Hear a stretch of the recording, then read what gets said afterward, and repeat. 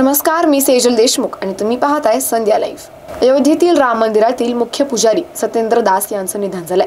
त्यांनी वयाच्या 85व्या वर्षी लखनौ PGI येथे अखेरचा श्वास घेतलाय। 3 फेब्रुवारी रोजी मेंदूत रक्तस्राव झाल्यानंतर आचार्य सत्येंद्र दास यांना लखनौ PGIच्या न्यूरोलॉजी वॉर्डच्या HDU मध्ये दाखल करण्यात आलं होतं। आचार्य सत्येंद्र दास यांच्या निधनाने अयोध्येच्या मठ मंदिरांमध्ये शोककळा पसरली आहे। सत्येंद्र दास यांनी सुमारे 33 वर्षे राम मंदिराची सेवा केली आहे। फेब्रुवारी 1992 मध्ये जेव्हा वादग्रस्त जमिनीमुळे राम जन्मभूमीची जबाबदारी जिल्हा प्रशासनाकडे सोपवण्यात आली, तेव्हा जुने पुजारी महंत लालदास यांना काढून टाकण्याबाबत चर्चा सुरू झाली।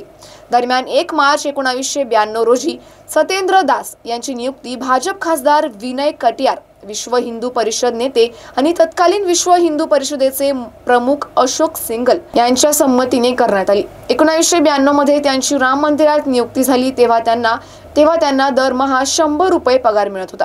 2018 पर्यंत सत्येंद्र दास यांचा पगार फक्त 12,000 रुपये दरमहा होता।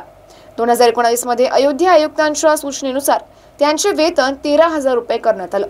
सत्येंद्र दास यांनी एका मुलाखती दरम्यान सांगितलं होतं की त्यांनी 1975 मध्ये संस्कृत विद्यालयातून आचार्य पदवी प्राप्त केली होती। त्यानंतर 1977 मध्ये त्यांना अयोध्येतील संस्कृत महाविद्यालयात व्याकरण विभागात सहाय्यक शिक्षकाची नोकरी मिळाली।